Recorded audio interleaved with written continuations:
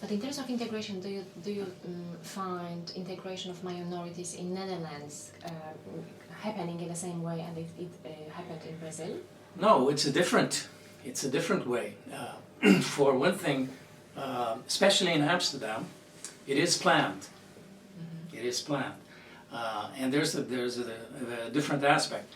We had a few years ago, the mayor of Amsterdam was Jewish, mm-hmm. and the deputy mayor was an Arab, a Muslim. Yeah?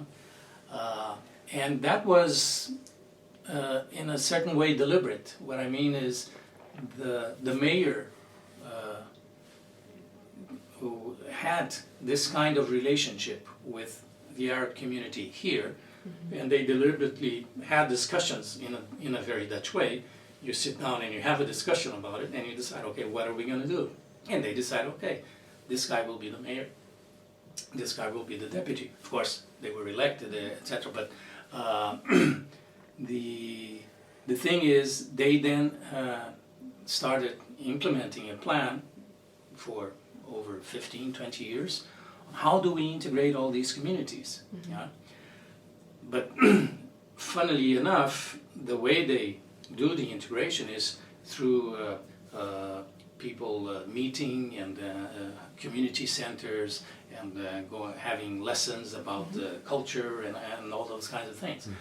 Mm-hmm. But I don't think the Dutch would put an emphasis on having sex across, in spite of the red light district and etc. Yeah, but because the Dutch culture is about tolerating each other, mm-hmm. and that is okay. We lead a civilized existence, a civilized coexistence. Mm-hmm. Yeah, but at the same time, because the individualism is so high, mm-hmm. and that's to your earlier point about collectivism, mm-hmm. because the individualism is so high, people have a civilized relationship, mm-hmm. but they don't get that close. Mm-hmm. Yeah, mm-hmm. because maintaining your individuality is more important. Mm-hmm.